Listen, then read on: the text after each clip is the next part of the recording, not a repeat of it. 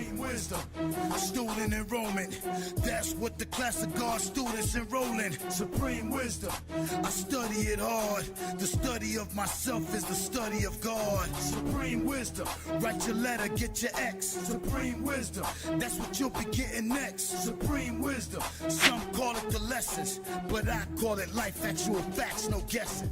So here we are at week 4 of this iteration of the foundation class, and our topic is history is best qualified to reward our research. And so before I go any further, I kind of want to clear up some things, not saying that anybody did anything, but I'm looking for a little bit of feedback, okay? Yeah. Because with my background being in education, my teaching style as a teacher, I don't like a quiet class, you know, because I feel like if I'm just sitting up here talking and I can't get you to tell me what I just told you, I feel like I'm not, I really haven't achieved the goal, right?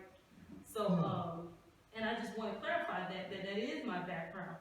I am a teacher by training, so I'm not a historian, believe it or not. Even though we're going over this long list of historical facts and things like this, I am not saying that I am the foremost expert of this information. And so what I would challenge you all to do is anything that I say up here, please go and do your research on your own.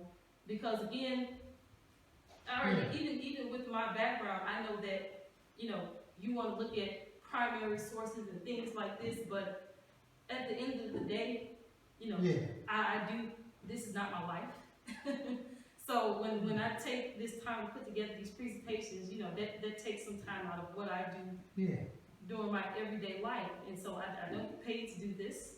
So I try to use my time as best as I can to put together something, you know, that'll get the point across. And with that being said, as an educator, it's my job to facilitate your education or learning. So it's not my job for my training to,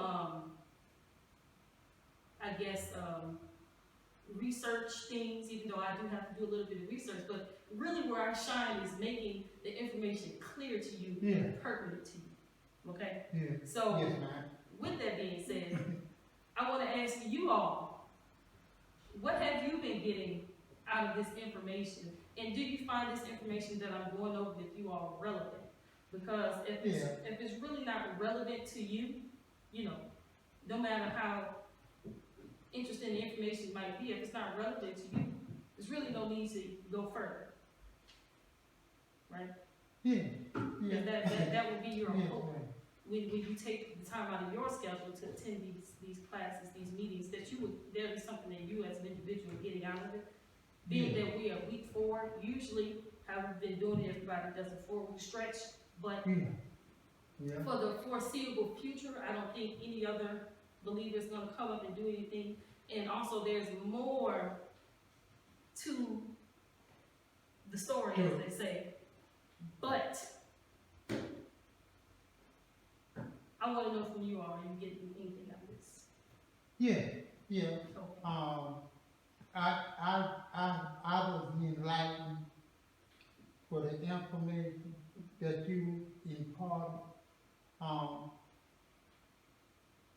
about Islam and how Islam became in disarray as it is now today. I was informed or enlightened by the information that you give me about the happening in the Muslim community, as far as the Ottoman Empire is concerned. But I didn't know that they wasn't Arab. Oh, okay. Praise be to God. Yes, sir. The Ottoman Empire. Right. But I thought all of them was Arabic. Right. And that is a common misconception. Because in that certain part of the world, being that you know, the peoples of that area, they intermingle and mix, so does their cultural language. So there might be a lot of, you know, language, that's been borrowed from other cultures and languages, but it's not necessarily the same thing. Yeah, So that is a common misconception that Turks are Arabs. yeah. Same thing like with Indians and Arabs, you know, that, you know, being post 9/11 in America, you know, people on high alert for people who fit a certain physical description. Yeah. So a lot of times people get Sikhs and Muslims or Arabs specifically confused, Yeah. right? Yeah. And the Sikhs are the Indians, and they're not Arab, they're not Muslim No. by faith tradition, but you know, they wear the turban, and you know, we grew up watching Aladdin, where you have the Sultan, as they say on there, the Sultan, who wears this big, you know, headdress and things. So we're like, you know, that, you know, those are the same people. Yeah. So that is a common misconception, you know, that the Arabs are the Indians or the Pakistanis or the Ottomans or the, you know, the different ethnic groups that exist. Yeah. Yeah. You gotta read. Right. Yeah. Right. Yes, sir. Brother Thomas? Yes, throughout my time in class, I have never been a student that just sat down and didn't participate or didn't challenge the teacher or the information, right or wrong. Because bottom line is that I'm here or there to learn.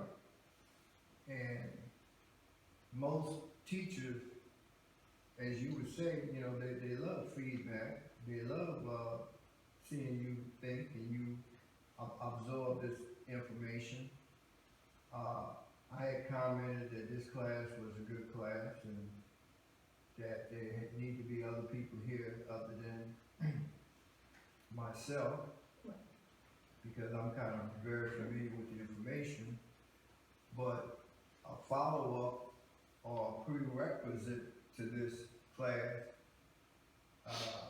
is the history of Islam, because that would, you know, there's a lot of gaps in terms of some of us not understanding how Islam started in that part of the world, and especially the life and teachings of Prophet Muhammad. May peace and blessings be upon him.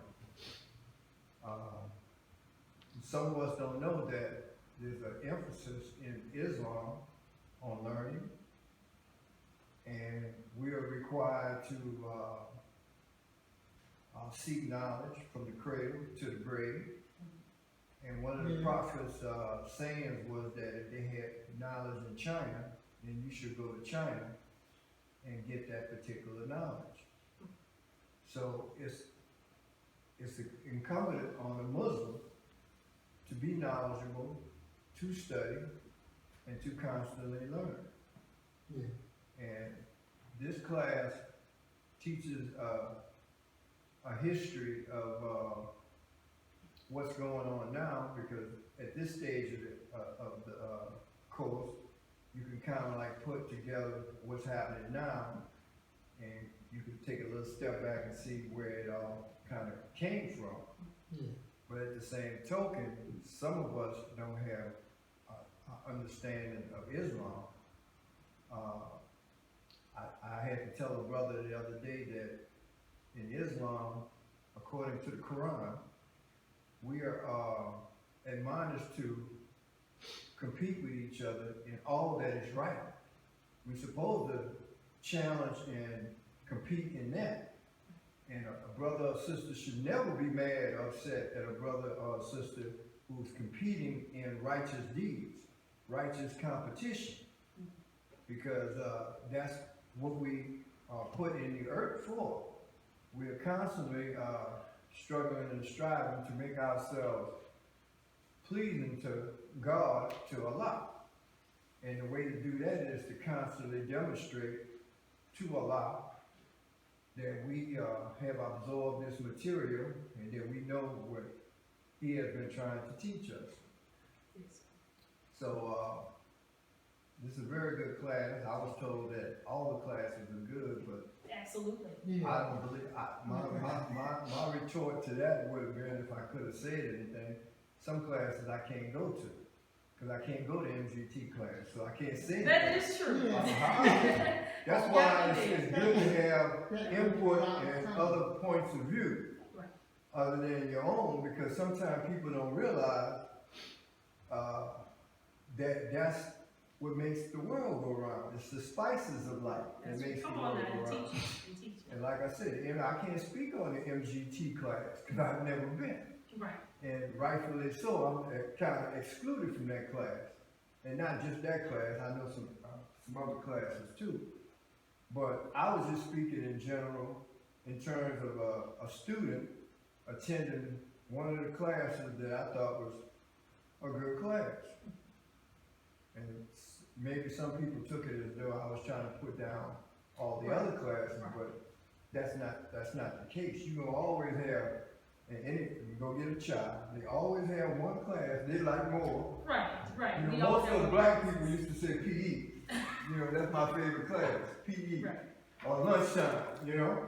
Mhm. But we always have a class that we, particularly like. And I just commented on how I thought this class was so informative and so good in terms of understanding, what this Caucasian has been doing Right. and is doing. So, in a way, I started not to attend the class because a lot of this I already know, but there's always a thing in Islam that we gotta constantly go through what they call repetition, because that's what keeps us young, Right. and that's what keeps us knowledgeable, and that's what keeps us moving ahead, because we gotta constantly go over the material. Yes, sir. And some of us, as much as we go over the Quran, we don't even remember that. But as I said, that's the whole purpose of the Quran anyway, because the Quran constantly repeats itself. If you go to one chapter and you say, man, I read that verse somewhere else. Right. Right. And after a while, you get to see that these verses keep coming back. But Right. inshallah, there's a reason for that. Right. Things keep repeating as well. Sister Demoiselle, because I know she has plans. She's a little busy, so she's actually gonna be doing something else at the time. But I tried to get you while you were still here. Okay, but praise be to Allah. I'm very glad that we are getting something from the class. And when I say we, I really mean we, because this is not information that I knew offhand. At the time that I had begun the class. So even going through compiling the information and trying to streamline it to get someone else to understand, the understanding has become more clear to myself as well. So I'm definitely thankful for that. But again, one thing I have to mention is that we will begin to start posting our videos from this Wednesday's foundation class. We will start posting again on YouTube. So even if the class itself might be sparsely populated, the message will still be able to get out. Because at one point we kind of ceased posting them on the internet because of an order that had come down, but we got a chance to clear up, the situation, and it was kind of a misunderstood order. So once we got clarity on it, now we're gonna be back to posting the videos online. So the information we go on here, not only can other people who, might not have attended physically come, but, we can always view them again. So anything that we missed that day, we can go back and watch it and get the information. And also, we have a website for Muhammad 65. And so we will post the videos on there as well as the PowerPoints. So if you want to skip all the talking, just get to the information, you can get the PowerPoints as well. So that'll be available. And once again, I would hope that you would consider in the future maybe doing a class on the life of Prophet Muhammad or Islam. Would you like to do that? No. Okay, I get what you're saying. You're saying you need to go learn. Huh? Got it. I said you saying that I need to go learn. Gotcha. No, that's not, I'm saying I was you've done. done such an excellent job that, perhaps in a follow-up, or if you was gonna do something extra, you might consider, I said consider that, not, Yes. now for myself, teaching that, particular course, I do it all the time and I have done it, but I mean, if there's a need, I would do it, but. This is not my name, believe it or not, you can check anyone on this roster, my name is not on it. No. This is not mine, and I'm just, here, because of you all. Practice makes perfect. And so, that's really a segue to the last thing I wanna go before we get into it is that, again, a part of the reason behind why I chose to take up this subject Yeah, is good because question. I, noticed something, and again, it came from, get to the point, but after watching the Time of What Must Be Done lecture series, the entire 58-week series, I was listening to the minister and what he said in 2013, and it's more relevant today than it was in 2013. Not saying it wasn't relevant then, but it's just more relevant now. And so I asked myself the question, why had we not moved out on the imperatives that he gave us as a nation within the structure of the Nation of Islam and the original people as a whole? Why hadn't we moved out on his instructions? And this past weekend, at the Church of Scientology, there was a seminar on Repair the Black Family, but Sister Deborah spoke on education, and she broke down some things that were interesting to me. And she was breaking down how a technology that they have is called study tech, but she explained how sometimes people have a hard time learning, one, because they have misunderstood words. And so applying that to what I'm saying is that I was like, maybe, or that the reason people are not understanding the Honorable Minister Farrakhan is because they don't understand the words that he's saying, or specifically what I'm saying is that we don't understand the names, these places that he's describing. We don't understand the cultures and the civilizations of the place he's describing. We don't understand the timeline. It's the same principle that the information that he's talking about, we lack mass. We can't connect it mentally with anything. So when the minister starts talking about Iran and the geopolitics going on over there, and he mentions Syria and all these places, most people in America can't point that out on a map. True. So maybe, by going there and showing people, pointing out where this place is on the map and explaining, the different scenarios and situations that he's trying to explain, maybe that'll help people hear him and follow his commands, right? And then another thing that she mentioned about learning that's a barrier to learning is what she called too steep of a gradient. First there's a skip gradient. When a skip gradient is like you're trying to go up a set of stairs, and you know how it is with going upstairs, there's one stair after another, after another, after another. Yeah. And so try going up the stairs with the middle peg missing. But you have to make it upstairs, but the whole middle section of the staircase is missing. So you only have one step where you are and another step all the way at the top. Yeah. How are you going to be able to get up the stairs if the next step isn't there for you to step on? And so, again, with information that he's going on, he's discussing really complex, high-level situations that the average person doesn't even have a step to step on, right?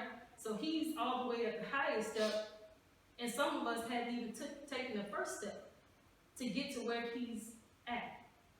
So a part of this lecture series is trying to catch us up, bring us, starting back somewhere at the point in the past, then catch us up and bring us up to the modern time and to the present time. Yes, sir. Man,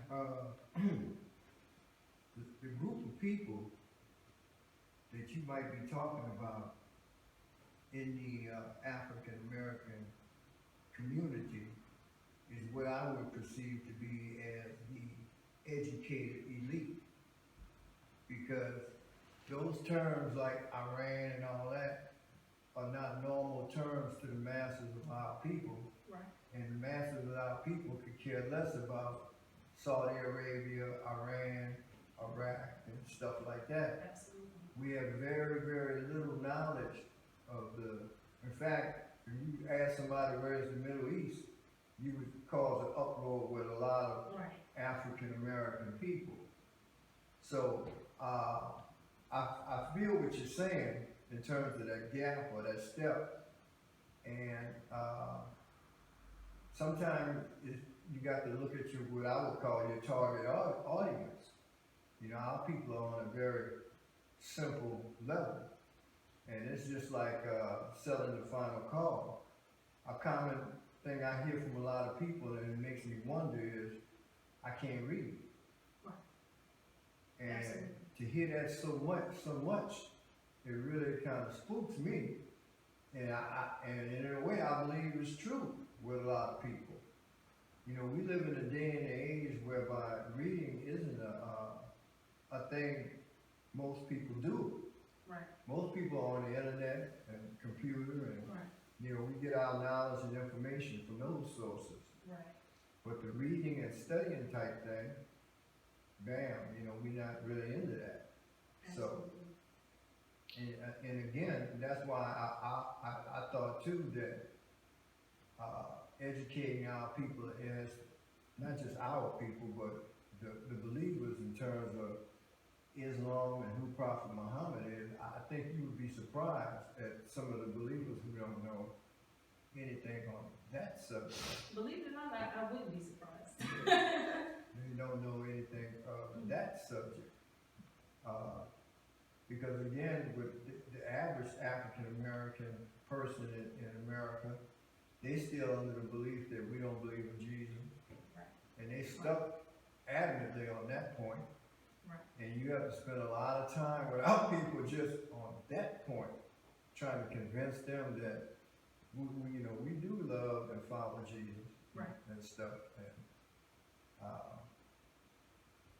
but that, I think that's the issues that the minister are dealing with. Those high issues are only for the educated elite. They can understand, they can grasp that. You know, a lot of people, if you told them about, you know, when Iran took the hospital, they wouldn't even know that. Right. You know, all they know is we had a war over there. And see, now you're hitting on where I'm going. Because we don't understand anything about geopolitics. Mm-hmm. But what we do understand is that three-letter word war, right? Mm-hmm. We understand that if I enlist in the military, I get them to pay my tuition, right? If I enlist in the military, I get a GI Bill, right? That's the part we understand, because that's the part that's relevant to us. But what we don't know, and why we keep falling victim to that, is because we don't understand where these wars come from. And that's specifically where I was going with this lecture series, because the Honorable Minister Farrakhan said to us in July, when he gave his lecture at Mosque, when he wore the white suit with the green fez, he said that, you know, falsehood is losing everywhere. And so, you know, Satan is about to make this, I'm paraphrasing, but Satan is about to make this big move, right? And so the thing is he's saying that they're provoking a war with Iran, but he said the problem is, or what it comes with you, is that they don't care about black lives until it's time for war. So he said then they care about black and brown bodies, because that's who they need to fight their wars. That's right. And so the minister's saying, telling, you know, us and our people, don't get involved in that war. But how can we stop our people from getting involved in the war when they get their tuition paid and they get a check? What information can we invite them to see where they're really not winning from this? Yes, sir. Now, that's a very good point, because when a lot of these wars And started, poor whites. Just what it yeah, said. when these wars started over there in the Middle East, a lot of these people, which you would call weekend warriors, which was, the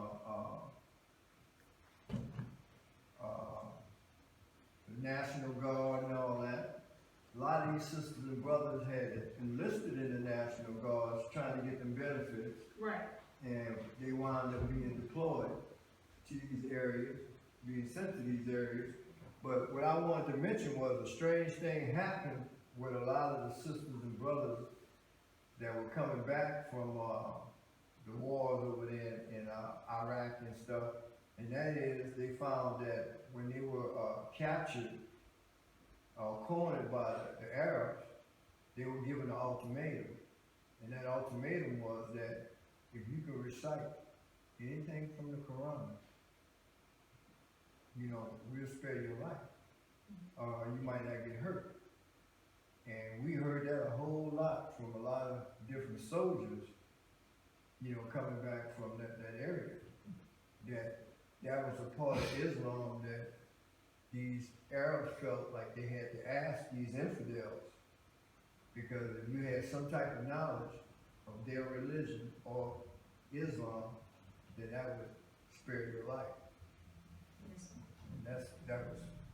Well, I've never heard, that before about, American soldiers getting captured over there in the East. And the, Muslims would ask them to cite or recite any part of the Quran. Yeah, that was very common. Yeah, I Because- never I mean, heard that. I never heard of it either, but I don't know it. So, See, if you know your religion, you know, Muslims are not supposed to kill Muslims. They're not supposed to enslave Muslims. In fact, a lot of the African nations became Muslims simply to stay out of slavery. You know, they'll... No, Hold up. I'm talking about Bilal. Bilal wasn't African. I think he was Ethiopian. But anyway, He was That's Abyssinian. where I'm trying to get you to, and this is history. Case in point, Mansa Musa, I know you heard of him. History teaches us that when the Arabs would leave, the Africans would go back to their regular little, you know, worship, whatever they were worshiping. See, the Africans, some of them got smart. When they started invading Arabs coming in, they Muslim, and they speak the language, and because they knew that Muslims can't enslave Muslims. Or if you knew your Quran or the history of Prophet Muhammad, you would automatically know that Prophet Muhammad said that, you know, you got to want for your brother what you want for yourself. So if you're Muslim, I can't enslave you. I can't treat you bad. You can't enslave nobody according to the Quran. That's not true. That's not true. There's a word in the Quran they use, infidels, and that's people who don't believe in Islam. And that's a different thing. But I just brought that point out to illustrate or to show, because you can do your research. Like the sister said, in this class and in my class, always do your research. Don't go on my words verbatim all the time. right. I tell you things so you can go back and study and find out for yourself. And if you go and do your research and find out for yourself, you're going to find out this is true. I'll give you a case in point that this came on the news with. When that big dark-skinned sister got captured, her foot got blown off or something. This was in Iraq. They were in a tank or something like that. But she went to comment on world news. You know, she couldn't hardly walk or anything. But they captured her, and some kind of way they paid her ransom or whatever. Anyway, they let her and a few others go. She did say that they kept on asking her, did she have any knowledge of Islam, and could she recite any Quran? Because if you could, you know, we wouldn't treat you like we're really going to treat the rest of the people. the enemy, you know what I mean? You the enemy to them. But if, and then again too, in the walaikum assalam, sister, how you doing? In the enemy's army, especially nowadays. Oh, great. I see him. I'm fine. I'm feeling fine. Alhamdulillah. Alhamdulillah. He may not even know. Huh? I said, you may not even know. I'm sorry. Ooh, I do know. You know. The top, we go, hold on that. Yeah, the brother told me, and I discussed it with him. Cause I said, you know, usually with that, it's a sign of, slow down some. And I brought to his mind about eating. I said, you know, cause you look a little thin, huh? Remember me telling you that? Yeah. I said, did they question you about your diet and, you know, about eating? I said, but to help yourself, you should eat a lot and slow down. And that will help. But usually when a man or a woman run into that, for instance, case in point, the cracker, what's his name? Bernie Sanders. He just had a heart attack, right? Yeah, he had a heart attack. He did, okay. And the biggest thing everybody was saying that is, slow down, Bernie. Now you gotta slow down a little bit. Now, that didn't mean he quit doing what he was doing, but he started just taking it a little bit more easy. So yes, praise be to God for Brother Malik's health. Yeah. And his attendance is a testament to his faith, because even after your health situation, you're right back here on time before time. Yeah. So, Sister Deborah has arrived with the clicker. So, let's go ahead and get into it, because now I can, really get into my groove, because I was going to stay behind you and look off the thing. But now you're really on something. So, but we were just laying out, kind of assessing where we are as a class and seeing if this information is relevant. Is it a good class? Should we continue to go? Because we already in week 4. And there's a lot more to the story to go. So, yes ma'am, week 4. And so we agreed that this is relevant information, and we was showing a connection to the minister's recent words. Even 2013 is recent, when you've really been working for 64 years. 2013 is very recent. But here we are, moving forward. So let's just recap what we've gone over so far. So week 1, we went over the events from World War I to the establishment of Israel, and we showed how there was a direct connection between the events that happened in World War I, and if those events never happened, we would not be discussing this whole issue. Well, I can't say it's just a plain out issue, but we wouldn't be hearing about Israel in the news because the country didn't even exist before 1948. That's right. Yeah. So week 2 and 3, we went over the fall of the Ottoman Empire. Week 1 was week 2 was a presentation, and then week 3 we showed a video that went over more in detail the events that happened. And they showed us also, because in week 2 we focused more so on the Ottoman Empire and events that happened on the Muslim front of the war. But the week 3, when we watched the video, it showed you how interest from all over, or the different empires and the different countries that were involved had interest in it as well. And so week 4, where we are today, we're going to go over how America entered World War I, because this is important, because where do we live? America. So far we've talked about the Germans, we talked about the British, the Russians, the French, the Ottomans, the Arabs. What does this have to do with us? Because we live in America. Now we're going to go over how America entered World War I. And the reason I say America for last is because what? America joined the war last. They just slid in there at the end somehow. They had to, even though they're separated by this big ocean, they had to slide into that war somehow. And we're going to see how, yes, it was a world war. And so now we're going to look at how America got into the war. And our second objective is to see who or what was really behind the entire war. And so we're going to deal with America, who was our last outline, and we're going to tie this whole thing up and see how, or who was really the instigator of this whole thing. Yes, sir. Yes, ma'am. As we take a look at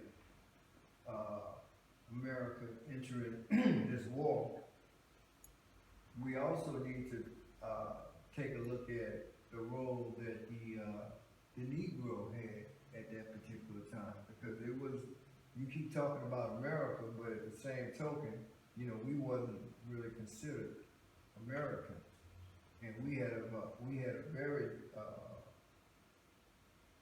how would you put it, messed up role that we had to play in that war ourselves. Right. Because what brothers or sister might need to know or remember is that one of the most eager people that wanted to fight in the war was the Negro.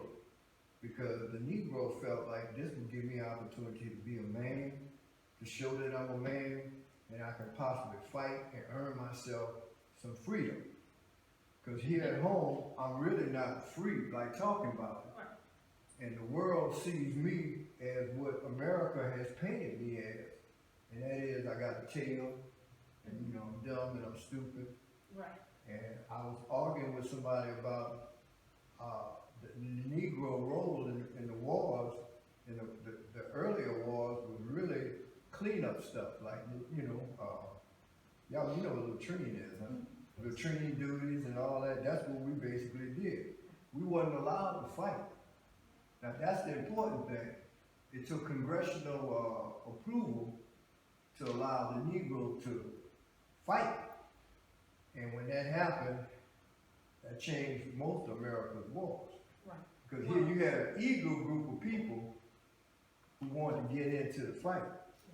Well, what I will say is that for us in the Nation of Islam, which really requires a whole nother congruent history on the timeline, because we know during this time when all this stuff was going on, what was also going on in the Nation of Islam people? Yeah. Mm-hmm. What was going on at the same time this was all going Nation on? of Islam, the most honorable Elijah. World War I, Yeah, 1914 to 1918. the nation wasn't up. The nation wasn't up, but Master There's a Fard man Muhammad. that was going in Yeah. and out of the country Right, at that time, Right. right? Yeah. So Right. that, like I said, that almost requires a whole nother analysis separate and off on its own. And we had a premise whereby we wasn't gonna fight in America's wars. Right. In this country's wars. Even though at that time Master Fard Muhammad was just coming in and out. That was something that was circulated too. Right. And so that's the point that I'm making is that I see where you're going and this all ties in, but that even requires its own separate presentation, its own separate series. And not saying that we're not gonna do it, but what I'm looking at right now is from more of a global perspective. Cause I'm doing this for the students today in America because a lot of times us black folks always be trying to see where do I fit in that? Right. You know, where me at? If Right. you can't show me in that, then that's not relevant to me. Right. That's not pertinent to me. Right. I don't hear about no Abraham Lincoln and, you know, he chopped down the cherry tree and all that crazy stuff, cause that doesn't have, well, I mean, George Washington. I'm sorry, Like, George Washington. I'm not even, But I'm just saying, Well, I'm this just speaking fast, because I just wanted to show the point of being relevant to, Right, you the want black to see man and yourself woman. in the curriculum. I'm Right. getting there, and that's the thing is that in order to really lay out the facts, it takes a little bit of patience on your behalf, and that's why I asked the question in the beginning. Do you see this as relevant? Because it's going to get us up, we're going to get, and that's going to be more so, like she said, that specifically at this time, there was no Nation of Islam officially, right? We had our founder, he was making moves, he was putting things in place, but you know, it hadn't been made manifest yet. So, and one person I do recommend is Brother Wesley. He does an excellent job, because I tried to research Master Fard Muhammad. Without access to some of the information that he has, I really can't even tell you. now, I think at this time too, you had the, Marcus Garvey movement Yep, going on. we talked about that in 1914. Right. His movement began at that time as well. And Right. that is his, the Uncle Minister Spartan, his mother and father were part of that movement. Part of that movement. Yeah. And the minister always tells how he looked up on the wall and saw a picture of Marcus Garvey, but I digress because we strapped in again, I've been taking critique, and I've been told that I give a lot of information, right? And so I'm going to strive to, you know, make it through here without losing anybody, but if the time comes amongst you, I might just put a pin in it, right? And then just pick it up later. But I know that we have believe it's National Business Meetings probably going to be next. Okay, so that's what I'll do. We've been talking, but. Yeah, another Wednesday, cause Yeah, I think the first is Friday, not this Friday, but next okay, Friday. Good. And that's kind of what was in the back of my mind. But, yes, so that's what I'll try to do. If time comes amongst us, instead of just trying to hurry up and cram it in there, I'm just gonna put a pin in it, and then inshallah I can come back next week.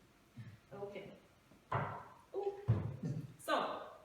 I knew that. I know, right? But that's because brother Thomas also brought it up last time when we spoke about it. So what is the going story of why America entered World War I? What is the story that everybody knows, that everybody learned in school? Ooh. You! The Holocaust. World War I.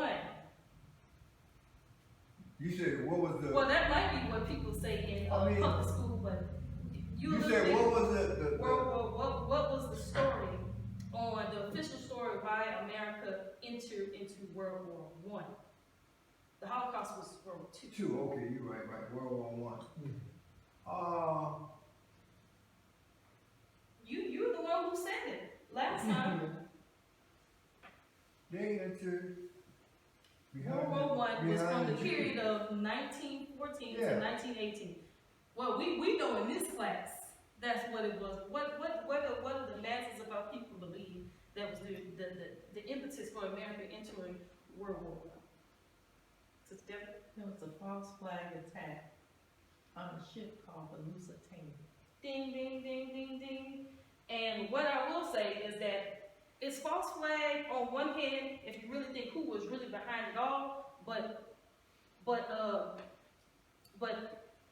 more nuanced than just a false flag is that it was a provocation, right? They let it happen. But that's the whole thing about a false flag. Well, the false flag is designed because 9/11 is considered a false flag, a pretense of provocation. But a false flag is usually when, you know, an entity attacks themselves and then say it was somebody else, which was more 9/11. But this, as we will see, it was really the different forces that attacked each other, but it was kind of, they wanted it to happen. So it's like, you know, if you know, say for instance that there's like a guillotine coming down, and so, you know, you put your hand under it, and then when your fingers get chopped off, then you're like, oh, the guillotine did it. No, you know, your elevator didn't really go all the way to the top. And kind of the same thing with Pearl Harbor, like the minister explains to us, is that they had already decoded the message, right? And they knew that Japan was going to attack Pearl Harbor. They could have avoided it if they wanted to, but they had let it happen because it went along with the narrative that they want to play out. Okay? But I thought that was the beginning of World War II. It was. That was. I was just giving an example of the different types of incentives, right? Yeah, the different types of scenarios. And the reason that I mentioned that is because upon just looking up the information, I just learned that myself because I was under the same impression. But this information, so in 1915 is when this took place. So on May 7th, 1915, less than a year after World War I broke out, across Europe, a German U-boat torpedoed and sank the RMS Lusitania, which was a British ocean liner en route from New York to Liverpool, England. One of the more 1,900 passengers and crew members on board, more than 1,100 parents, including more than 100 training families. That's the story we're told, right? That's what everybody knows. We entered into America, not we, but America entered World War I because of the sinking of this ship, right? There were Americans on that ship. We have to, you know, we have to advance our citizens, right? And it says, but check this out. That happened in 1915. But it wasn't until 2 years later that the United States would formally enter into World War I. Isn't that interesting? If everybody believes that it was the sinking of this ship that caused us to get into the war, why didn't we get into it until 2 years later? Question. So it says, nearly 2 years were passed before the United States formally entered World War I, but the sinking of the Lusitania played a significant role in what? Read the red print, please, somebody. Turning public opinion against Germany, both in the United States and abroad. Bam. Right? So, why was it necessary to turn the American opinion? Right? If the Germans were so bad, we should have been jumping to get into the war, right? We were just ready and hungry to do this. Why was that the case? Well, let's look at the prelude to the Lusitania. So it says, when World War I erupted in 1914, President Woodrow Wilson pledged what? Neutrality. Neutrality for the United States. A position that what? The vast majority of Americans favor. So, as we can see, that the Americans did not want to be in this war in the first place. And so, if you have a country, right, or the powers that be of a country that wants the country to be in a war, but guess what? Who's going to fight that war as we establish? It's going to be the poor of that country, right? If you live in a mansion, if you're the president of the United States, if you're the upper crust, you're not fighting a war, right? We're going to get those poverty people, you know, they don't contribute anything to society. They just eat up all our food. You know your children. Right. And so they need to convince the lower classes of the people that they need to get into a war. So they set up a scenario to play on the people's emotions. So it says Britain, however, was one of America's closest what? Trading partners. Right. So the connection between Britain and America was trading, or we're talking about what? Economics, financial. We're talking about money. So it was because Britain and America were close business partners that Britain needed America to enter this war. But again, the president had already told his people, I told the people that elected me that we're not going to fight any wars, but my friend wants me to fight a war. So now I have to convince the people that elected me that as a country, we need to go to war, because why? They will be fighting it for me. So it says, tensions soon arose between the United States and Germany over the latter's attempted quarantine of the British Isles. Several U.S. ships traveling to Britain were damaged or sunk by German mines, and in February 1915, Germany announced unrestricted submarine warfare in the waters around Britain. So, this is what we all know, right? But here's an interesting tidbit that even shocked me. Look at this. It said in early May 1915, what? Several New York newspapers published a warning by the German embassy in Washington, D.C. that Americans traveling on British or Allied ships in war zones did so at their own risk. This is a clipping from one of the newspapers that told the people, Americans, that if you get on this ship, you are going into war zone or war zone waters. So you're risking, this is the height of the war, and they told you. So look at this, read this notice. It says, on this side is a warning, right? But guess what's on this side? This is the warning is over here, and here's the advertisement to book your passes on the ship. Isn't that crazy? It's just like with the cigarettes, how they say, you know, this product will cause cancer, right? The Surgeon General says that, you know, I'm just paraphrasing, 100% cancer risk, but then on the other side of, you know, they have people with perfectly white teeth, good skin, you know, on the cigarette box. It's the same thing. So they're on one hand, they're advertising the boat and get on the ship, and on the other, they say warning. So let's read this. It says, travelers intending to embark on the Atlantic voyage are reminded that a state of war exists between Germany and her allies and Great Britain and her allies, that the zone of war includes the waters adjacent to the British Isles, that in accordance with formal notice given by the Imperial German government, vessels flying the flag of Great Britain or any of her allies are liable to destruction in those waters, and travelers sailing on the war zone on ships of Great Britain or her allies do at their own risk. Imperial German Embassy. On this side, it says, fastest and largest steamer now in the Atlantic. Service said you can book the flight on Saturday, Friday, Sunday. Yeah. So they told the people, don't go. This is like putting your fingers under the guillotine. And then when it drops, you're saying, oh, you cut my finger off. I told you don't do it, right? And so it says, it's just more information. It says, the announcement was placed on the same page as the advertisement of the imminent sailing of the Lusitania liner from New York back to Liverpool. It says, the sinking of merchant ships off the south coast of Ireland prompted the British Admiralty to warn the Lusitania to avoid the area or take simple evasive actions such as zigzagging to confuse U-boats plotting the vessel's course. So this is telling you that they knew far in advance and very well that going over there would be dangerous. But we know, as we say, the rest is history. And now we get to the Lusitania sinking. So it says the captain of the Lusitania, what? Admiralty recommendation. Don't go over there. Oh, we're going to do it anyway.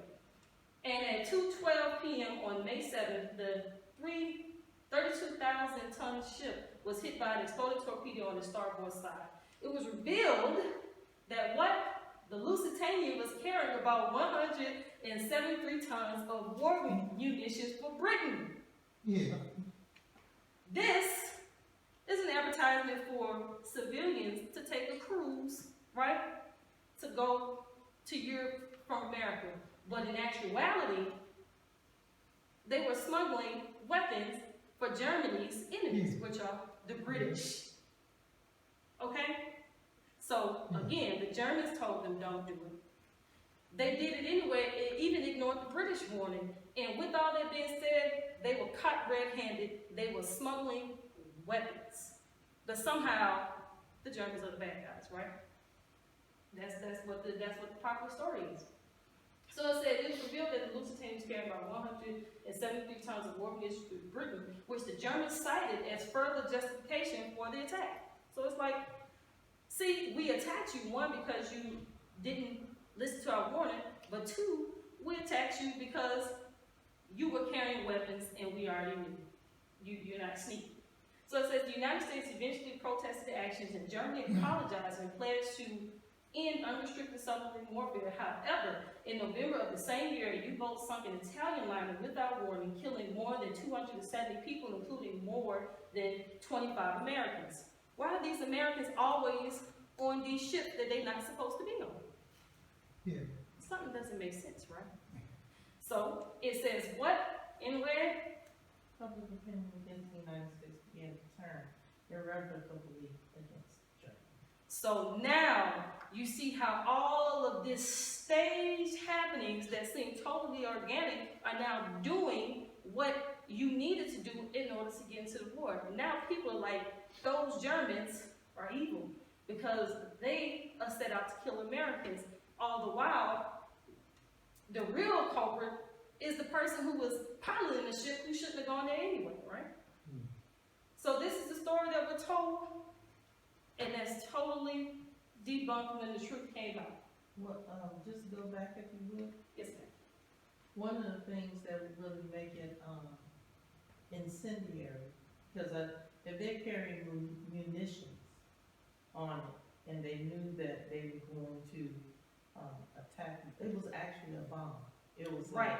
I took that out because I thought that was I took it out because it's like, okay, we understand what blow up means, but basically, go ahead and say what you were saying. Well, I'm just saying that it sunk in 37 minutes. How do you have an ocean liner that sink in 37 minutes?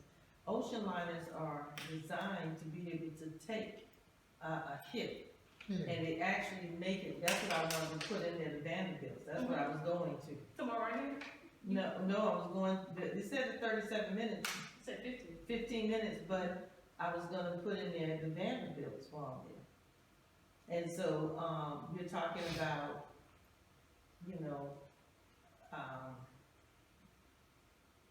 in news, they say that there are certain things that make news. Large numbers of people that get, something happens to. that makes the news, newsworthy. Names that are notariable, that makes Notorious. things notariable. People just knowing about them. Yeah. And of course, proximity, where you are, whatnot. So I'm looking at the headline as you were speaking in New York Times. You had 1,000 people that were killed. See, those numbers are significant because you can't have too few and you can't have too many because people won't accept it, but then they throw in that name. That is a contrived headline in order, in the New York Times, in order to, that's propaganda. Right. Right there, that is all designed for the purpose of getting the American citizens, primed to go into war. You get what she's saying? Yeah. Like, with some, we only care about the news because of celebrities anyway. Yeah. Like, why, people get divorced every day, but, you and I's divorces don't make headlines, and when we're trying to check out in the grocery store, we have to see it all over, all over the paper. Yes, and also with Germany, one of their most prized and potent war machines that they had was the U-boats. Because these submarines could travel and go places and you don't know where they're at.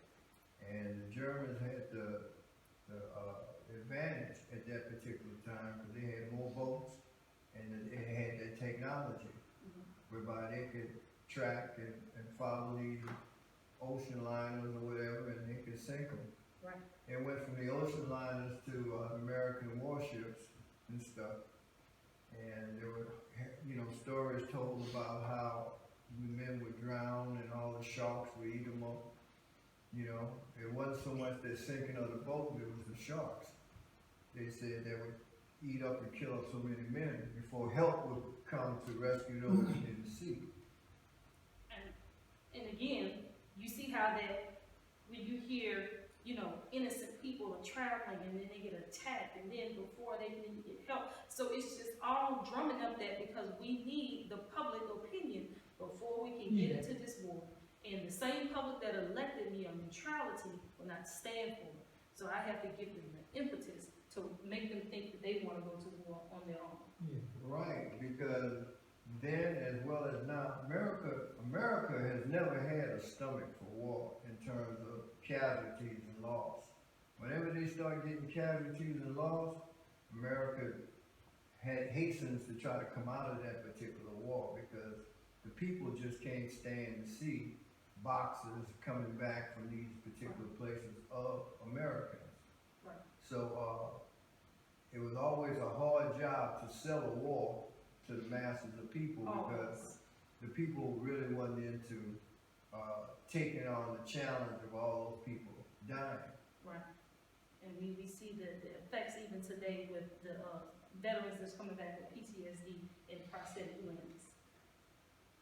So, a little bit more. So again, that was in 1950. So now, 2 years later, on January 31st, 1917, Germany, determined to win its war of attrition against the Allies, announced that it would resume unrestricted warfare in war zone waters. 3 days later, the United States broke diplomatic relations with Germany, and just hours after the American ship Housatonic was sunk by a German U-boat. So again, we still have more ships that are going down. The Lusitania wasn't the only ship, but that's the only name you remember, right? Right. It's that dramatic play in history. So on February 22nd, Congress passed a what? $250 million arms appropriation bill intended to make the United States ready for war. Where did that money come from? They make it. You are on it, you don't know how deep that is. Yeah. And you have to understand, and that's what we're going to get to later. We're going to understand this whole thing about banking and how it works. But exactly, somebody just made it up and said, here you go. You see what I'm saying? They not passing $250 million bills for education, health care, housing, but they going to pass a $250 million appropriation bill for arms. Because why? You need to get in that war, right? Now we're starting to see a trend. So in late March, Germany sunk 4 more U.S. merchant ships, and on April 2nd, President Wilson appeared before Congress and called for a declaration of war against Germany. And on April 4th, the Senate voted to declare war against Germany. And 2 days later, the House of Representatives endorsed the declaration. With that, America entered into World War I. So now we've had the impetus, right? They have to attack us first for us to get into there. And as soon as we feel like we're ready to get in the war, here comes along. You know, if you're gonna go in the war, you need to make sure you have the best weapons. Yeah. So where you gonna get that money from? We'll give it to you, right? Because we believe that you'll win. So now that same year, we are back to this. Remember I said we was gonna deal with this Balfour Declaration and some of but this is really the pendulum that swings everything. So again, just to reiterate, the Balfour Declaration in that same year, on November 2nd, 1917, British Foreign Secretary Arthur Balfour sent a letter to Lionel Rothschild, scion of the Rothschild family, a prominent Zionist, and a friend of Chaim Weizmann, in which he expressed the British government's support for a Jewish homeland in Palestine. Now, let's clear some words, because when we talk about misunderstood words sometimes, how they can get us confused. Scion, I looked that word up because, that's the brand of my car. So I knew it wasn't talking about a car. This word scion means the descendant of a wealthy person, right? So if you come from a wealthy family, they call you a scion, right? Or a wealthy or noble family, right? If your parents are noble or nobility and stuff like that, kings and queens, you're descendant, you're a scion. And so he's the descendant of a wealthy family, which is the Rothschilds family. And a prominent Zionist. So Arthur Balfour was a Zionist, right? This person who descended from a rich family was indeed a Zionist and a friend of Chaim Weizmann. Who is Chaim Weizmann? He later became the first president of Israel. Check that out. You sure? Yes, I looked it up. It should have been start with a G. I know who you're talking about. I put him on another one. I don't think he was considered the president. It was another title that he was. But Chaim Weizmann later became the first president of Israel. Became first president because the other guy I know his name because I had him. It's gonna come to me. It starts with a G. It's gonna come to me because that was a lot of names. So this man who he sent this Arthur Balfour, he sent the letter to this man, Lionel Walter Rothschild, who came from a rich family, was a Zionist, and he was friends with somebody who later became president of Israel. You seeing how this stuff started to come together?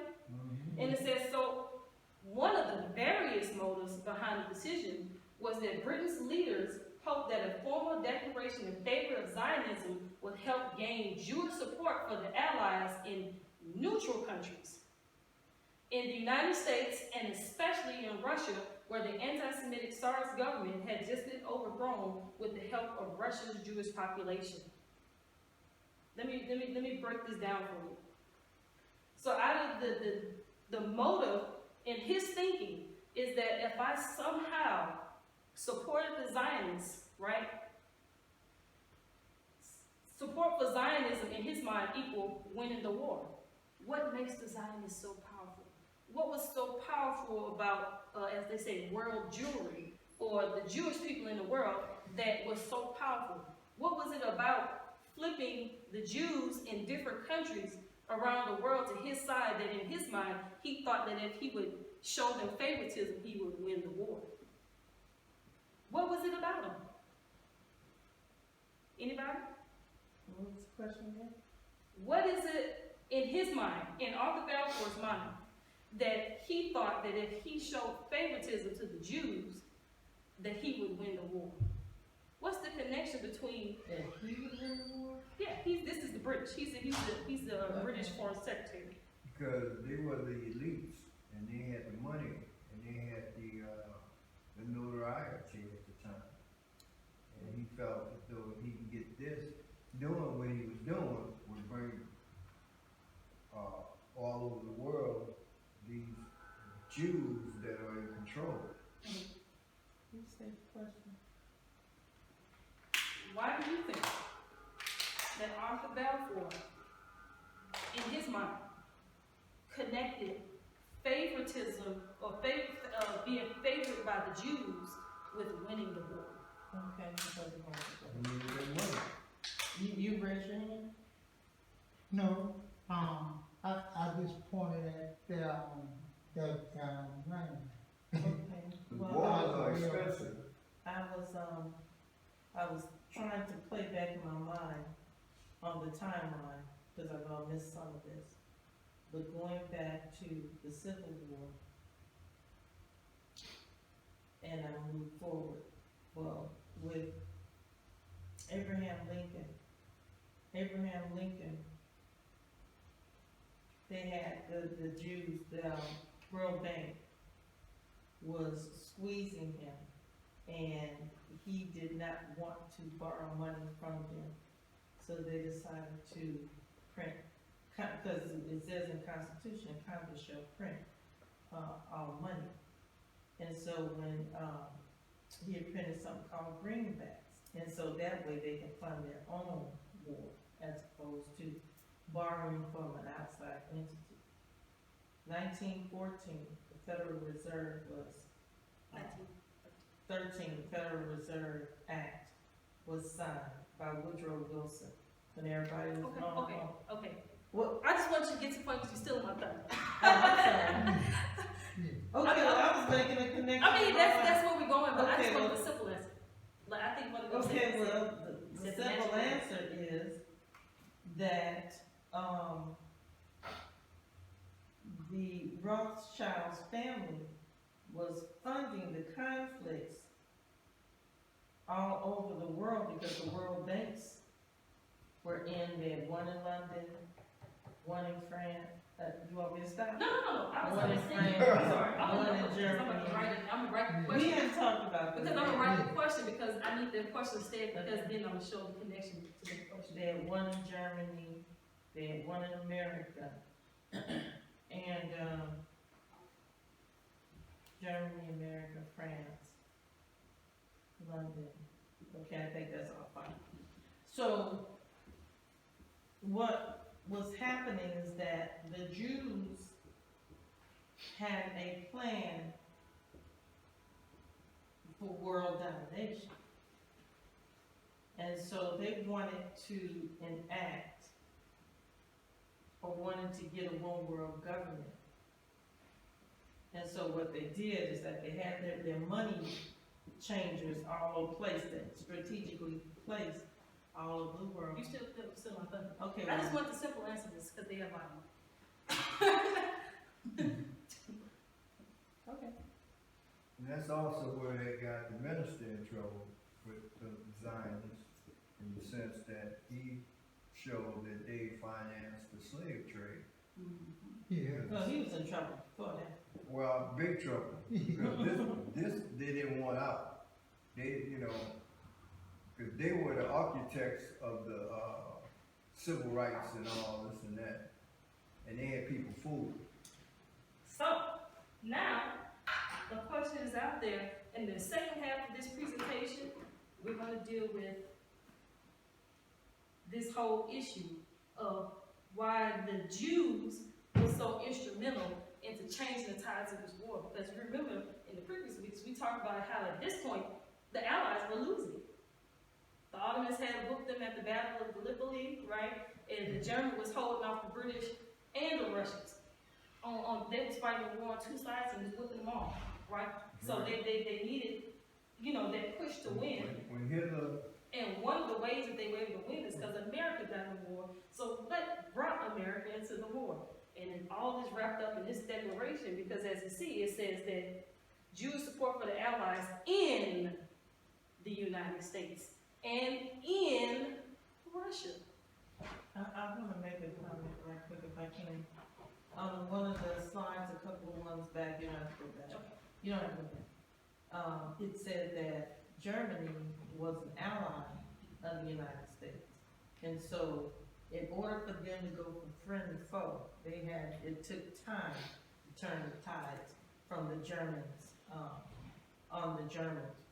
So, yeah, I just want to say that they were allies. Absolutely. And then Sister Deborah, in her own right, she can tell you how America got their education system from the Germans. And I also had brought up a fact that the Germans also borrowed from America that racism thing, this thing that the Germans started doing with the Eugenics.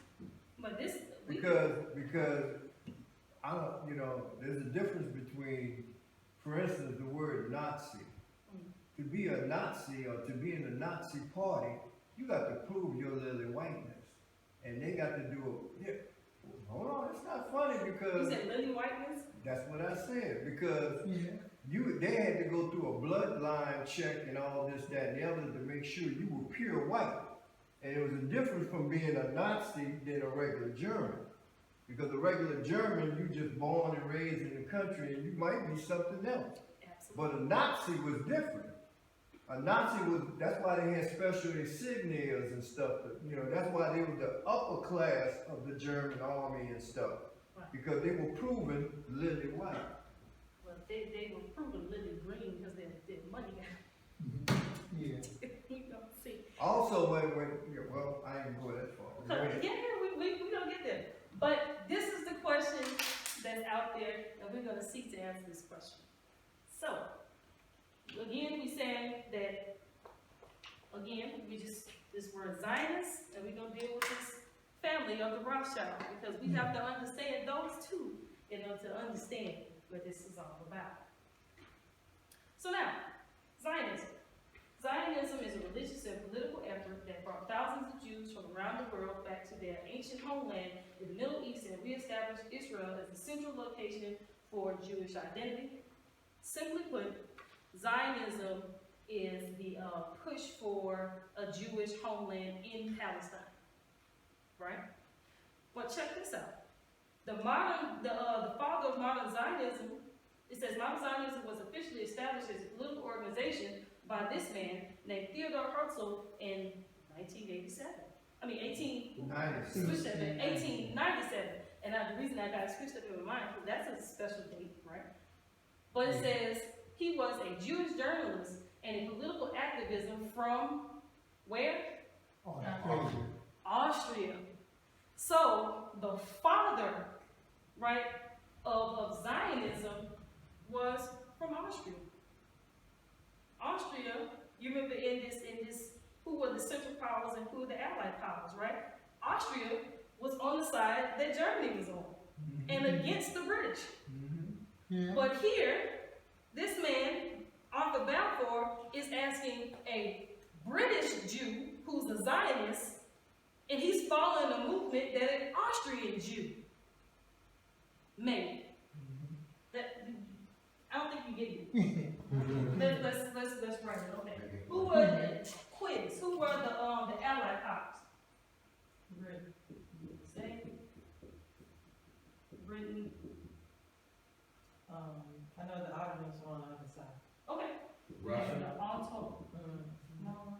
Yep. Russia. The Germans on the Russia. Germany. France. Okay, that's good enough for right now as far as the Allied powers. So on this side, you had Ottoman Empire, the German Empire, there was one more.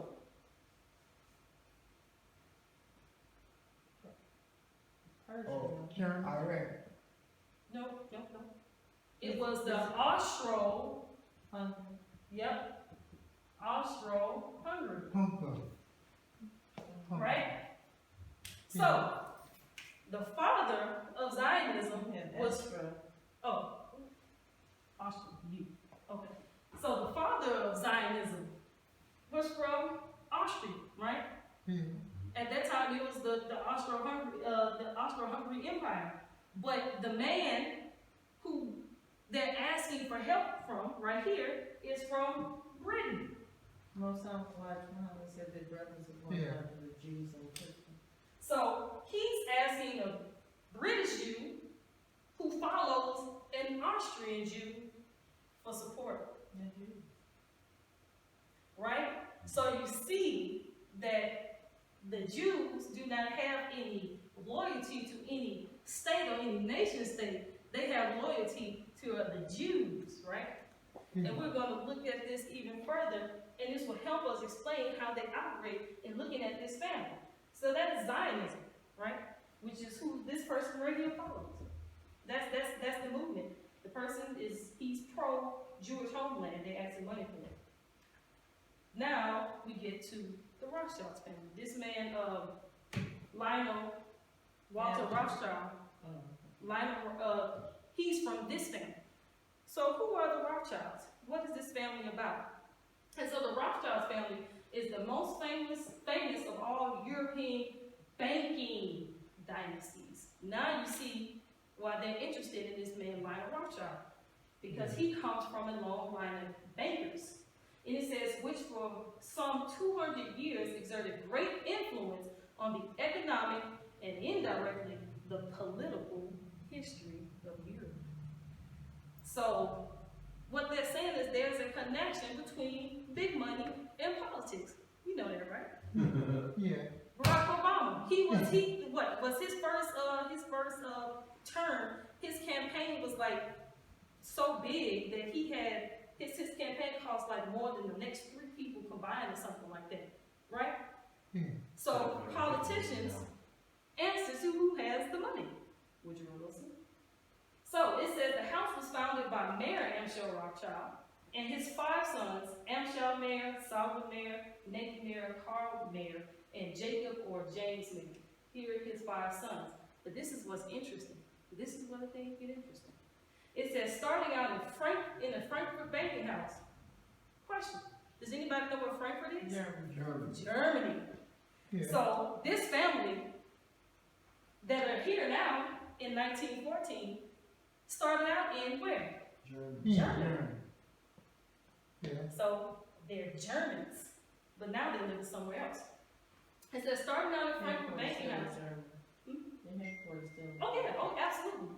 But starting out at Frankfurt banking house, Mayer and his sons became international bankers, establishing branches in London, Paris, Vienna. What's Vienna? The Italians were on this side. And Naples also. And in Naples, right? Vienna, Austria. Vienna, I don't think Vienna's in Italy. I think Naples it's is in Austria. Italy. I think it's Austria. I believe so. Vienna. Look that up, please, because this is important. And Naples is in Italy. Okay, we're gonna add Italy for this thing. Italy also was an ally of Germany. We're gonna add Italy because during World War I, Italy was on the Allied side. Look up Vienna. So we have this family in Britain. We have them in France, Italy, Germany.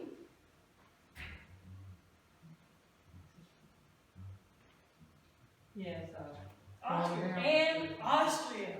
No. So this family, which are originally from Germany, they have been for 200 years plus, they've been running Europe, but not from one place, but from many places. So now you fast forward, you have this family on both sides of the war. Yeah. Right? Yeah. And so when America wanted to call that loan, they have to go to the banks, right? Yeah. And the banks are really run by this family. So they established banks in all these countries, and eventually what they did is that they rose up to power and they took over the central banks of those countries. And the power of the central bank is that bank is in charge of printing and manufacturing the currency of that country. I.e., if you want to buy something, you have to have the currency of that country, right? When you travel to other countries, first thing you do when you get off the plane is you go exchange your money. Because the money over there, the money that you have here doesn't work somewhere else, right? It's almost like a key. The key might work in your door, but it don't work everywhere else. And so now, starting out with Germany, they went to all the major countries in Europe, and guess what? Any war that the powers wanted to have, they had to go to the bank to get the money because the people in power didn't want to tax the low class people, the lay people. Why? Because the lay people elected them. And if they don't serve the wishes of the lay people will kick them out of office and they'll put somebody else in it. So, since they don't want to get the money from you, they will get the money from somebody else. And really, it still is you who have to pay. So, let's look at how this family operates. They started out in Germany, they went to other countries, and eventually took over the banking of that entire country. So here's a quote from Mayor Amschel Rothschild, who is the founder of this family. He says, "Let me issue and control a nation's money, and I care not who writes the laws." This is the motto of this family. Check this out. Baron Nathan Mayer Rothschild, he said, "I care not what a puppet is placed on the throne of England. I care not what puppet is placed on the throne of England to rule the empire which the sun never sets. The man that controls Britain's money supply controls the British Empire, and I control the money supply." So mathematically, who controls the British Empire?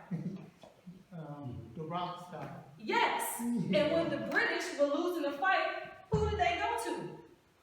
The Rothschild. Because just like their father taught them, he's practicing the same tradition that his father taught them, is don't worry who's in charge. As long as you have control of the money, you have control over them. I'm not going to get into the details of fractional reserve banking because that's going to be next. But this is how they understood this, and that was their plan. And so by this time in 1914, they had become known. Why was anti-Semitism rampant in Europe? Because people had been figuring out that these people were behind the scenes, bankrupting their countries and throwing, their countries into disarray. So they wanted these people out, right? And so basically all the Europeans hated them. And so when people start to find out who they are, now we want to have a land of our own. Because people, are attacking us. Yes, ma'am. If you can go back to the previous slide, if you look at Mayor Amschel Rothschild, you look at him real close, you will see that he has very ethnic features, large dark eyes, curly hair. And go forward one, and that son right there, same thing. He looks like he could be one of my children. No, I'm serious. I've always noticed this about them. And of course, they're supposed to be Semites, but I have some questions about their lineage. Oh, that was it? Well, so this is how this family had been able to rule, in Europe, and rule the banking industry in Europe for 200 years, because they practiced this type of principle of gaining control of a nation's money supply, and thereby putting the leader of their country in a chokehold, right? So, what did they do in America? What does America have to do with it? This is the same thing that they did in America the year before the war started. Because at that point, America wasn't, connected to the banking interests. America, they didn't have a central bank. But 1 year before the war, America slid in and had their central bank established under the name of the Federal Reserve. But you want to know something about the Federal Reserve, which is America's central bank? It's not federal. Meaning that it's not owned by the government. It's private. The Federal Reserve is owned by private banking companies. When I say private, that means that somebody who's not involved with America's policy owns America's money. Well, the World Bank, it had become so powerful that, as you said, that people started to see the connection between the banking families. And so they had to break up the banks. And so they put them under different names, like the Central Bank of London. That's one of the Rothschild's banks. But all of the banks sit outside of the country itself. The one in Rome, it sits outside the country, just like Washington, D.C. is not part of the United States, it's a District of Columbia, same way with Central London. Mhm. And so they are actually banking, I'm not gonna go into all of that, but Woodrow Wilson was married to, or his wife was related to, I think, the Rockefellers.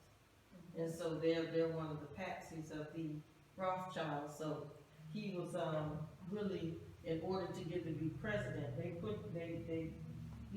maneuvered him into the presidency, so he owed them. Right. And so that's what the Federal Reserve, that's how it got created, because he owed them.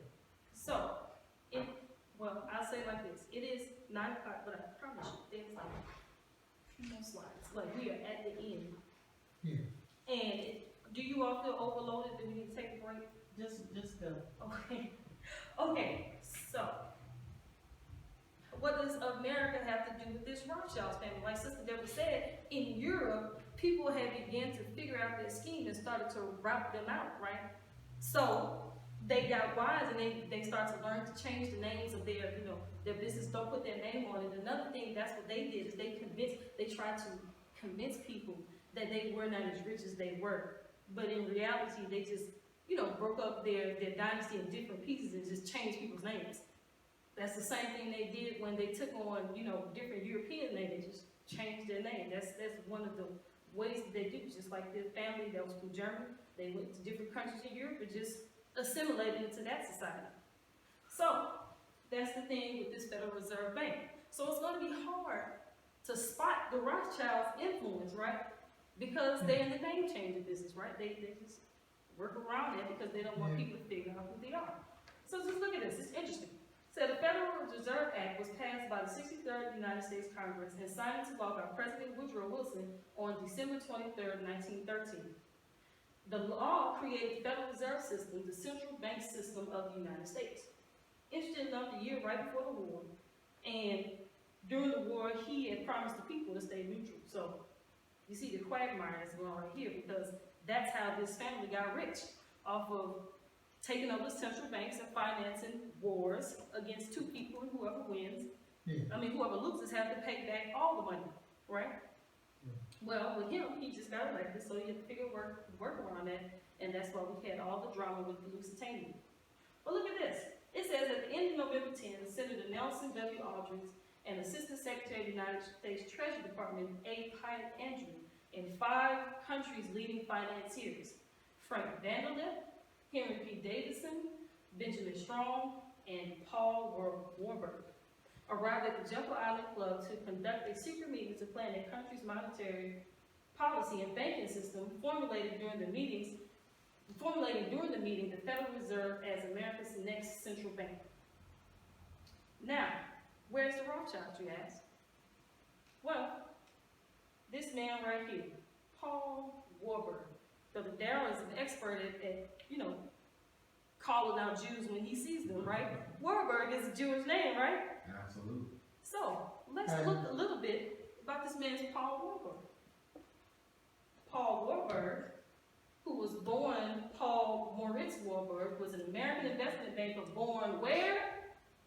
Germany. He was an American banker, but he was born in Germany, the same place that the Rothschilds are from. Look at him. He's another one that looks like, that's where he goes first. I'm telling these people there's something in them that they're. So, Paul Warburg is a German Jew, but he's in control of America's banking system.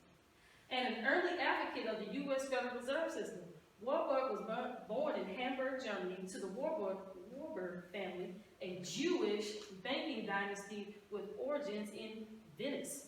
Now, Venice, I know that's in Italy. Italy, right? Mm-hmm. So, we got Jews all over the place, right? Yeah. It says, although major factor in German finance after frequent business trips to New York, Warburg settled there in 1902 as a partner in Kuhn Leaving Company, where influential Jacob Schiff, his brother's father-in-law, was a senior partner. So after going back and forth to New York, he decided to move from Germany to New York and work at his brother's father-in-law's business. Jacob Schiff. This is whose companies he's working at, right? Who is Jacob Schiff? Follow me on this. Jacob Henry Schiff, who was really born Jacob Heinrich Schiff, was an American banker, businessman, and philanthropist. Born in Frankfurt, where? Germany. Schiff migrated to the United States after the American Civil War and joined the firm Kuhn Leading Company. From his base on Wall Street, a Jew who has a base on where? Wall Street. From his base on Wall Street, he was the foremost Jewish leader from 1880 to 1920 in what later became known as the Schiff era, grappling with all major Jewish issues and problems of the day, including the plight of Russian Jews under the Tsar, American and international anti-Semitism, care of needy Jewish immigrants, and the rise of Zionism. So now you have German Jews running America's banking system who are also Zionists. Why did Arthur Balfour think that support of Zionism would win the war? Money. Yeah. It says Schiff was born in 1847 in Frankfurt am Main, Germany, to Moses and Clara Schiff, members of the distinguished Ashkenazi Jewish rabbinical family that traced its lineage in Frankfurt back to 1370. His father, Moses Schiff, was a broker for the Rothschilds. Didn't take long. Where was the Rothschilds in all this? Who did Arthur Balfour write the letter to? Dear Lord Rothschild. And that's a double entendre. But dear Lord Rothschild, what is that? Right there. Dear Lord Rothschild. Why is he writing a letter to the Rothschild? Because they run Wall Street. In America, right? Yeah. Right before the war, they took over America's banking system. So if British want the Americans to get in the war, they go to the bankers who were Zionists, right? But the same British Zionist Jew is the brother of the American Zionist Jew, who's the brother of the German Zionist Jew, the Austrian Zionist Jew, the French Zionist. The Jews have infiltrated all of the major players in countries in the world. And they've taken over those countries' central banks. And so now, what did he say? Let me issue and control the money, nation's money, and I don't care who writes the laws. They don't care about America. They don't care about Britain, Russia, France, and so on and so forth. They trying to get their money. So now we found the Rothschilds. But here's the thing. The minister said he stumbled, upon his mission, and now is to take down Satan, right? And he said he's here to separate the good Jews from the bad Jews. And how did he run into that problem? Is because he was backing, what's his name? Jesse Jackson for president, right? But if he backed Jesse Jackson for president, who was a candidate that the Jews didn't like, right? They didn't want him to be the president because they didn't have their control over him. Because as long as they control the money, they can control the presidents. They've been doing this for 200 plus years, so this is their game. So if you're getting in the way of our financial gains, which on its face, we maneuver politicians, we have a problem now. But what I want you to do is pay attention to this little symbol over here. Now, you see this red shield looking thing? That's actually what the name Rothschild translates to. It's the German name for red shield. Rothschild means red shield in German. And that was the symbol that was on the front door of Mayor Amschel Rothschild's business. He had a red shield on it that had a six-pointed star. Look at the Rothschild shield, right? And you see this 6-pointed star? Yeah. This is the flag of Israel. And these people were the same people that funded this country. Okay? And even in Israel, there's a Rothschild Street. Did you know that? Mhm. They have streets in Israel named after the Rothschilds. So this thing, you see how this thing goes way back? Way back. Way back. We're not even ready. But check this out. It says, I know thy works in tribulations and poverty, but thou art rich. And I know the blasphemy of those that say they are Jews and are not, but are of the synagogue of Satan. Last time we were here, didn't we show that the point of Zionism was to import European Jews, right? That are not Semitic, but are converts to Judaism. So here you have a group of people that are going around saying that they are Jews, but they're really not. Here, when you're looking at these people, you are looking in the face of Satan himself. And this is the Honorable Minister Louis Farrakhan's mission, right? So when he tells us to go places and he tells us to stay away from places, he's giving us battle orders to fight Satan. But we don't get that, right? We just don't get it. It says, behold, I will make them of the synagogue of Satan, which say they are Jews and are not, but do lie. Behold, I will make them come and worship before thy feet, and to know that I have loved thee. This is the minister's mission, is to do battle with Satan. We say God is a man, right? If God is a man and Satan is his opponent, that means Satan is a man too. Yeah. And he's walking around somewhere on this earth. I can't say for sure that the Rothschilds are where they lie, but I'm pretty sure they're very close to it, because they are following in line. There were many quotes, but we're going to get to that next week. We're going to get further into it. And here's another thing I found interesting. The mark of the beast. Check this out. It says that he causes all, both small and great, rich and poor, free and bond, to receive a mark in their right hand or in their foreheads, and that no man might buy or sell save that he hath the mark, or the name of the beast, or the number of his name. Here is wisdom. Let him that hath understanding count the number of the beast, for it is the number of a man, and his number is 666. So when we're talking about the beast, the mark of the beast, where you cannot buy or sell, Economic sanctions. there you go. Mm-hmm. Control of the central bank, right? If you don't use dollars and government issued bonds, you cannot buy or sell in America, right? If you cannot use the currency of a country, you cannot purchase anything, any goods. And if you purchase or sell any goods that are outside of their control, you commit a felony, right? So when we're talking about the mark of the beast and not being able to buy or sell this, we're talking about control of the banking system. This is the beast. This is Satan that we're talking about. Here are some organizations. You know, you see the UN, you have the ADL, these are different marks of the beast. So it's not just one mark, but it's their ability for global hegemony, as they say. That you can't do anything unless it comes through them. And here's just some interesting pictures. I had this one up last time. And when I did Making of Devil in the last 6,000 years. But check this out. This is the American dollar bill. Right?